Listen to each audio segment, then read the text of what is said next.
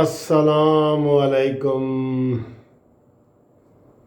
प्यारे दोस्तों, भाइयों बहनों, सबको मुनसिफ अवान एडवोकेट का लाहौर से और कानूनी टीवी चैनल की तरफ से बहुत बहुत सलाम और बहुत बहुत प्यार। आज आपसे फिर मुलाकात हो रही है। तो दोस्तों, एक आपको बताऊं कि उस्मान बुज़दार का जाना ठहर गया, सुबह गया या शाम गया। और मैं आज आपको दिखाता हूं कि फयाजुल हसन चौहान साहब किस तरह या पीटीआई वाले किस तरह नेगेटिव चीज़ों में से वो पॉजिटिव चीज़ें निकाल लेते हैं जो मुमकिन ही नहीं है। नेगेटिव चीज़ों में से भी उस्मान बुज़दार आज पेश हुए, और जब पेश हुए तो उनको अंदाज़ा नहीं था कि भाई मेरे साथ क्या होने वाला है। और उन्होंने जनाब जब उनसे सवाल वगैरह पूछे गए तो मोस्टली सवालों का जवाब उन्होंने कहा जी कि मेरे को तो नहीं पता, मुझे नहीं पता मुझे नहीं पता। हर सवाल का जवाब था मुझे नहीं पता। जैसे ज़मीन.com वाले कहते हैं ना कि हर पता हमें पता है, उस्मान बुज़दार कहते हैं जी मैंने कुछ नहीं पता और इसके जो है ना वो बिल्कुल फारिग होने के दिन करीब आ गए हैं, बिल्कुल करीब आ गए हैं। और उसकी ना सिर्फ ये कि ये शराब वाला जो लाइसेंस है जो उसने जारी किया है अपनी इख्तियारात का नाजायज़ इस्तेमाल करके और मुबैना तौर पे 5 करोड़ रुपया लेके उसने ये लाइसेंस जारी किया है। और ये खबरें उनके अपने साथियों की हैं, ठीक है। इसके अलावा उनके ऊपर जो है वो चार्जेस लग गए हैं कि जनाब ये जो नई प्रॉपर्टियां बनी हैं इन 2 सालों में, आपके भाइयों की, आपके कज़नों की, उन्होंने भी हिसाब दियो साईं तो Sai is in a fix, बड़ी मुश्किल में है, मुश्किल फंस गए और अब उनको जो है वो समझ नहीं आ रही कि मैं क्या करूं और क्या ना करूं। और नैब ने उनको फिर जो है ना ये सिर्फ 4-5 दिन का टाइम दिया, 18 अगस्त को फिर उन्होंने बुला लिया है। और इसके ऊपर जो सोने पे सुहागा हुआ है, जिसकी वजह से मैं कह रहा हूँ कि इसका जाना ठहर गया, सुबह गया या शाम गया, मेहमान है ये चंद घड़ियों का, चीन गया जापान गया, तो कहीं ना कहीं गया, ठीक है ना जी। ये एक मेरी बड़ी मशहूर नज़म थी जो मैंने इफ्तिखार चौधरी साहब की, जब हम वकला ने तहरीक चलाई थी तो मैंने मुशर्रफ के बारे में लिखा था कि मुशर्रफ का जाना ठहर गया, सुबह गया या शाम गया, मेहमान है ये चंद घड़ियों का, चीन गया जापान गया। इस तरह करके मैंने वो पूरी नज़म, वो मेरी बड़ी मकबूल हुई थी, मैं वो बड़े बड़े जलसों में पढ़ता था अपनी, मेरा ताज़ा कलाम था उस वक़्त का। तो ये बुज़दार साहब भी जा रहे हैं और इसके ऊपर जो सोने पे सुहागा मैं बता रहा हूँ वो ये है कि एक गोंदल नामी शख्स ने दरख्वास्त दी है वो गवाह बनने के लिए, और वो इसमें ख़ुद भी थोड़ा सा मुलवस है। तो वो सुल्तानी गवाह, क्राउन विटनेस, वादा माफ गवाह जिसे कहते हैं, क्राउन विटनेस कहते हैं, सुल्तानी गवाह कहते हैं, वो आ गया है मैदान में। और उन्होंने कहा है कि मेरे साईं ने कुछ किथाई गलती कीती है साईं, गलती कीती है। तो ये जो है ना इस तरह इसका मकाफात अमल पूरा हो रहा है। तो अब कुछ लोग ये कह रहे हैं कि ये पीटीआई की सोची समझी साजिश है, और वो इसको जैसे उन्होंने पहले जहांगीर तरीन को दूर किया करप्शन का इल्ज़ाम लगा के, ताकि आम लोगों को मुतमईन किया जा सके, जो उनके फॉलोअर होते हैं ना उनको मुतमईन किया जा सके। फिर इन्होंने अब उस्मान बुज़दार पे इल्ज़ाम लगाया है ताकि कोई बाकी एमपीए बगावत ना करें।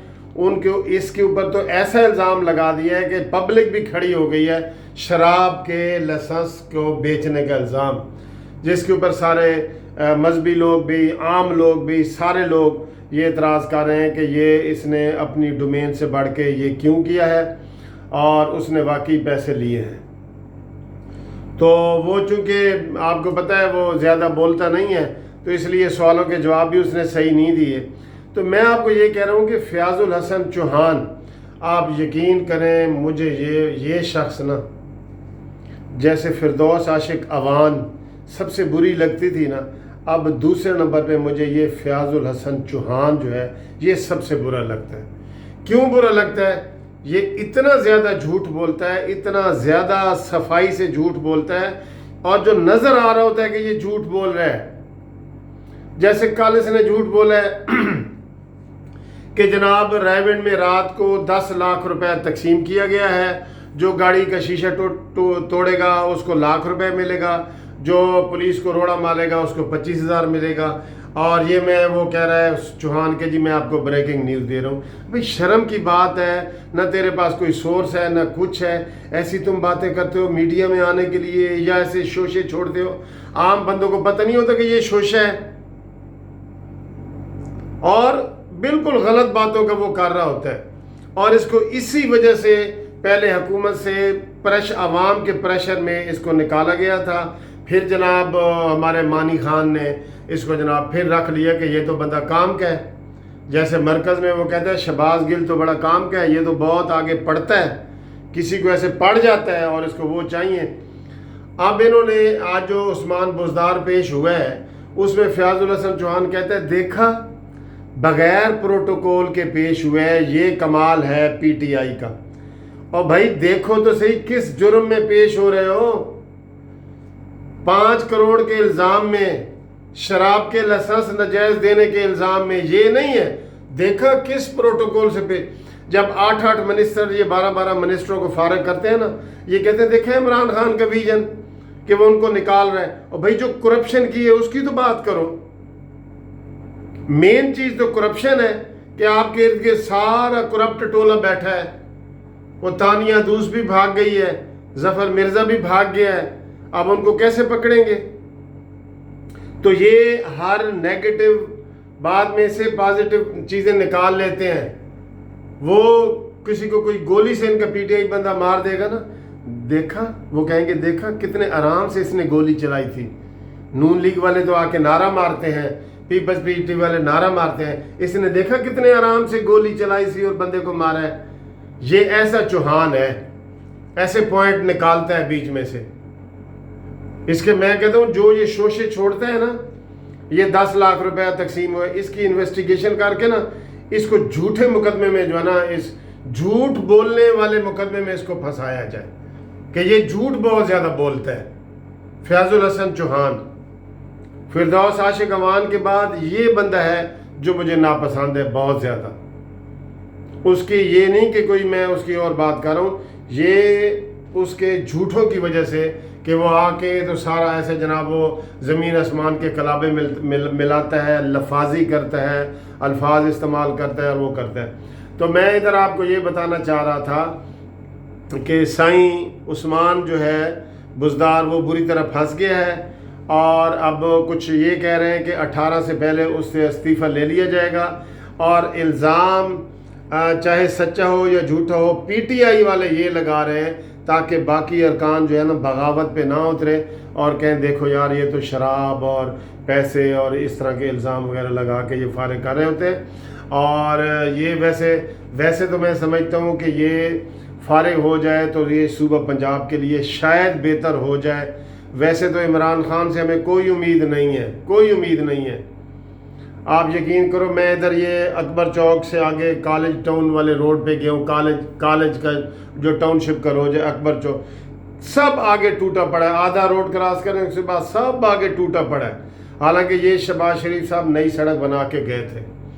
یہ انجینئر ٹاؤن اور وابڈا ٹاؤن ایکسٹینشن اور ادھر جائیں نا ساری سڑک گاڑی چلتی نہیں ہے، اتنا برا حال یہ ہر جگہ کا ہو رہا ہے۔